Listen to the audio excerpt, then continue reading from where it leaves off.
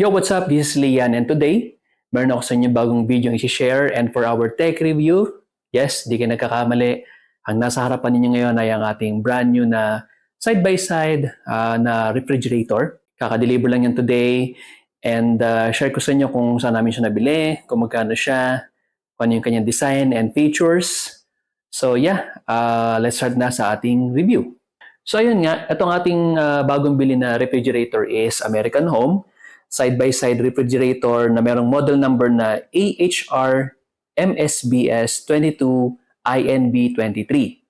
And according to sa aming nakausap, exclusive lang tong design na to. I'm not sure kung legit yun. Pero sabi niya is exclusive lang tong ref na ito sa S&R. So yes, doon namin siya nakuha sa S&R.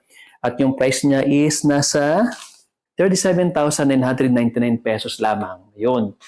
Actually, nagustuhan namin siya kasi unang-una, bago namin ito kinuha, marami muna kaming kinonsider na design. Nandiyan yung Fujidenso, yung LG, yung mga TCL, and other brands.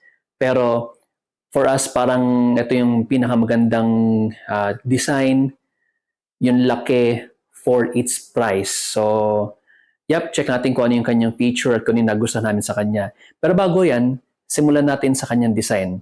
Not sure kung saan gawa to, kung plastic ba to or metal. Pero ano siya, brush metal yung kanyang design, yung kanyang finish. Tapos dito na sa kabila, ayan siya. Kanyang look sa labas. And sa labas, wala naman siya ibang nakalagay dyan. Maliban lang dito sa ating digital control. So touch, ano siya, sensitive na control. Hindi pa namin talaga siya nasusubukan kasi kaka-deliver pa lang niya. Pero yan lang yung parang pinaka-control and prominent na buttons niya sa exterior. Check naman natin sa kanyang gilid. Yun sa gilid niya. Wala naman nakalagay, plain lang. Other side niya, ito nakalagay yung kanyang description. So ayan, American Home, side-by-side refrigerator, yan yung model number niya. Andyan yung kanyang specs. Aside from that, wala namang ibang nakalagay dyan. Sa likod, punta tayo sa likod. Ayun. Sa likod niya, plain lang naman na metal. Yun, with warning signs and then yung serial numbers niya sa gilid. Then yung siguro dito yung kanyang compressor. Sa kanyang ibabaw, ayun, yung design niya plain lang din. Wala namang iba nakalagay dyan. And baliktad dito sa kanyang harapan.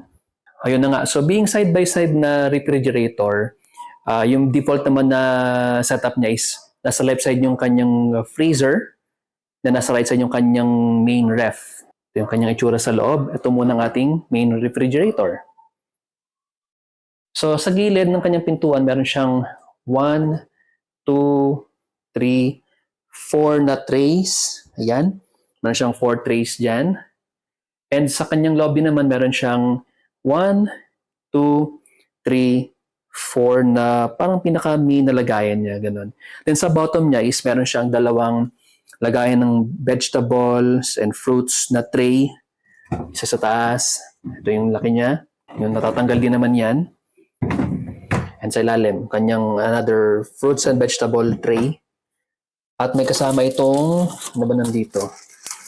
Okay, yung kanyang manual or yung kanyang customer care hotline din, main office. At meron siyang nasa loob eh. Teka, tingnan natin kung ano to. Okay, so pinos ko na muna. Pero andito yung ating mga egg tray. Ayun, yung isa. At dalawang egg tray. So ayun, kasama yan sa ating binili. And sabi ko nga ito yung mga warranty niya and other documentation. At nandito rin yung ating, siyempre yung switch ng ilaw niya, nandyan.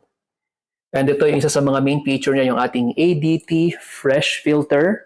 Mamaya i-review natin kung anong ibig sabihin yan.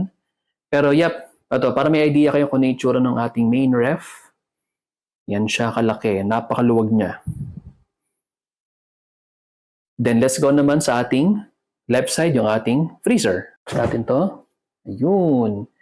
Sa kanyang freezer naman, meron din siyang 1, 2, 3, and 4 na tray sa kanyang door. And then yung ating main freezer. 1, 2, 3, 4 na section. Meron siyang 4 sections dyan na napakalalim. Ito yung depth niya. Yun, no? O, parang sakop yung buong braso ko dyan. And meron siyang sa baba, meron siyang dalawang free zone. For example, meron ko yung mga foods. Yan, meron siya ditong pwede mong lagyan ng mga shelf dyan. Ganito siya kalaki. Yun, pwede rin tanggalin yan para makita yung ilalim. Ayun. So, ito yung isa. Ito yung pangalawa nating tray. At syempre, kasama din dyan yung ating ice maker ba tawag dito? O yung lalagay ng yelo. Ito, para daw matanggal yung yelo, kailangan mong i-press down ito. At sa loob is magti-twist yung ating mga tray. Ayun. Then, pag nag-twist na yung nasa loob, mahuhulog na yung mga ice sa ilalim. Pwede mo na siyang kunin. Okay, and for those guys na wondering kung adjustable ba itong mga shelves niya or lagayan niya, well, sa ating taas, not adjustable siya. Sa baba, sa kanyang second na tray, yes, adjustable siya. So, nasa pinakataas siya. Pwede siyang ilagay sa baba. Ayun, meron siyang second na slot dyan. Pwede nyo ilipat ito. Hihila naman yan. And sa bottom, ito lang din siya. Fix siya dun sa kanyang position na yan. Dito naman sa ating freezer, hindi siya adjustable. So, fix yung mga lagayan na yan. Hindi mo pwedeng adjust ito pataas. Yan, as is lang siya kung ano yung space na yan. Hindi mo siya pwedeng galawin. Dito lang yung adjustable sa ating fridge and sa gitna lang siya nagagalaw. The rest, yeah, fix yung kanyang location. This time, share ko naman sa inyo yung main feature ng ating bagong refrigerator starting with the infinite inverter. Simple lang yan, infinite inverter works with less energy, minimizes noise and reduces wear and tear for longer lasting performance. Next naman is counter depth. So, ang design kasi nitong ref na to is parang super minimalist lang. Kung makikita niyo yung kanyang harapan, wala namang handle dyan. Brush metal lang yung design, flat na flat pati. So, kung meron kayong mga, let's say, kitchen na merong space for the ref, para magmukha siyang seamless design, pasok na pasok itong ref na ito. Next naman is yung ating ADT Fresh. So, yung ADT Fresh yan yung adsorption technology. It is an active carbon net that located doon sa loob ng ating ref. Ito yung itsura niya. That can fully absorb unwanted smell generated by food, prevent smell mixing, and purify the fridge, keeping food fresh and good taste at all time. Next naman is yung ating highlight LED. So yung ating highlight LED design lights up your refrigerator. So yung ilaw na yan is basically energy saving, high brightness, and prolonged service life. Next naman is yung ating humidity box control. So kung makikita ninyo dito sa ating first drawer dito sa ating rep, andito yung ating humidity control. So for example, meron kayong nakalagay ng mga fruit or vegetable dito sa ating tray na to, pwede nyo i-adjust yung kanyang humidity from dito kasi naka-low, so parang sarado yung slot na yan. Pero pwede nyo itong i-adjust to the left. Yun. So ito yung kanyang full opened na humidity control. Pwede nyo i-adjust ng ganyan lang or completely closed.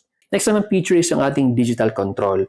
And yung ating digital control is located dito sa labas ng ating freezer door. Ito siya. Bali, this will help us control kung anong temperature ng ating freezer at ng ating fridge. So, hindi siya physical na button. Ano lang siya, para siyang touch capacitive button. Lightly lang siyang itatouch na ganyan-ganyan. And like I said, this will actually help us control yung temperature ng ating freezer at ng ating fridge. Separate yan. So, meron siyang, makokontrol mo separately yung temperature ng ating freezer and makokontrol mo rin separately yung ating temperature for the fridge. And last feature naman niya is yung kanyang 90 degrees accessible door. So, ano yung ibig sabihin nun? Well, simple lang naman. So, yung pintuan natin can open up to 90 degrees or more. So, tignan natin ha. Ito yung ating pintuan. Yun. Ito yung 90 degrees and can extend pa. There you go. So, open na open yung ating door ng fridge natin or ng ating freezer. Mas magandang ganyan yung kanyang range para mas accessible mo yung item, mas madaling maglagay ng mga gamit sa loob or ng mga foods. Dito rin naman sa fridge check natin.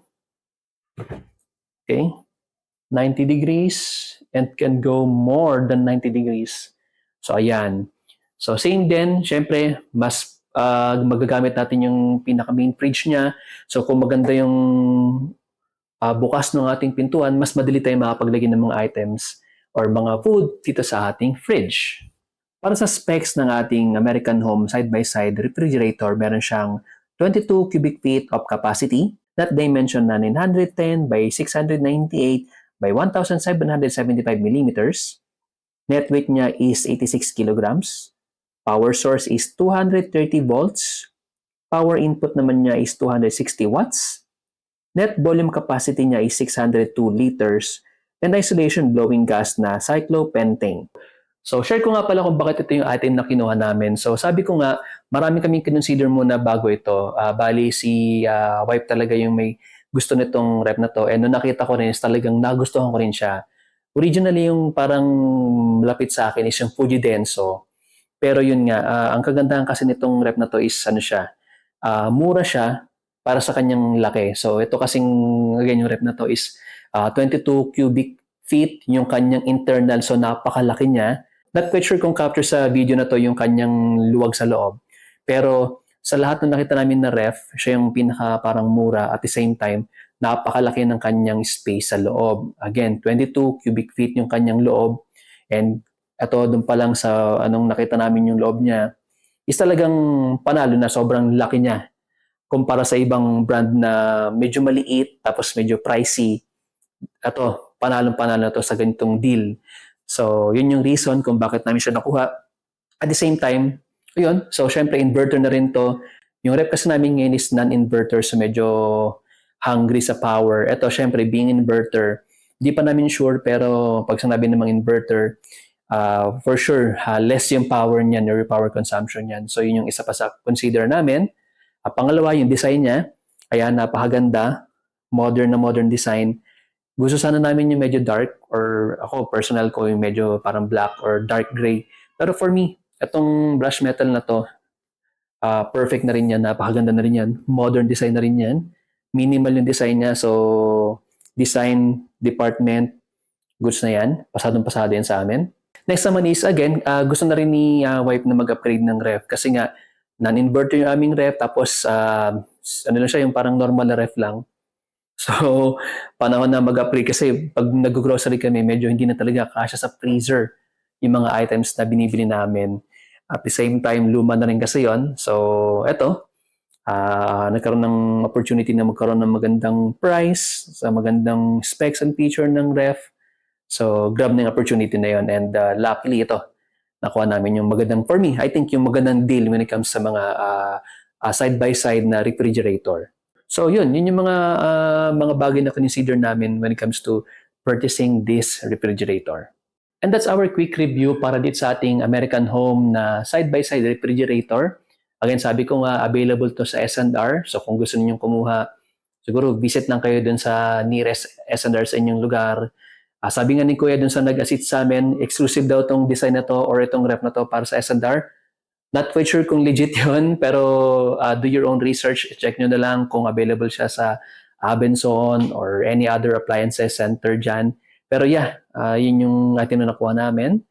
And yun lang naman. So thank you so much for watching. And as always, stay chill.